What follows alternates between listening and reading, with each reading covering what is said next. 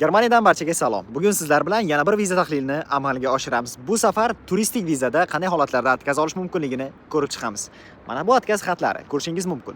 Bu yerda atkaz berishning bir qancha sabablari bor. Birinchi va eng asosiy sabab juda ko'p holatlarda beriladigan atkaz sababi bu ishonchsizlik, ya'ni maqsadlar noaniqligi va aniq konkret rejaning yo'qligi. Ikkinchisi bu kandidat pul qo'ygan, ya'ni turistik vizada shu narsa borki, siz hisob raqamingizda, ya'ni O'zbekistondagi bankda, kartangizda pulingiz borligini ko'rsatishingiz kerak va oxirgi kamida 3 oylik pul aylanmangizni ko'rsatasiz. Bu yerda qiziq holat shundan iboratki, bu kandidat dekabr oyining eng oxirgi paytida hisob raqamiga 5000 yevro pul qo'ygan yoki 5000 dollar qo'ygan va vizaga 9-yanvar kuni kirib chiqqan. Bu degani vizada taxminan 1 hafta 2 hafta oldin pul qo'yilgan, xolos bu aynan viza uchun maxsus qo'yilganligini ko'rsatib beradi.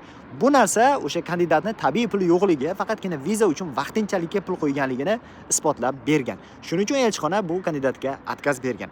Agar siz ham Germaniyaga turistik viza olmoqchi bo'ladigan bo'lsangiz, oltingizni oldinroq qamchalab qo'yishingizga to'g'ri keladi. Ya'ni hisob raqamingizda yaxshiroq pul aylanma qilishingiz va ko'proq miqdorda pul jamg'arishingiz kerak bo'ladi. Barchaga omad, Germaniyada ko'rishguncha. Videoga like bosish esdan chiqmasin.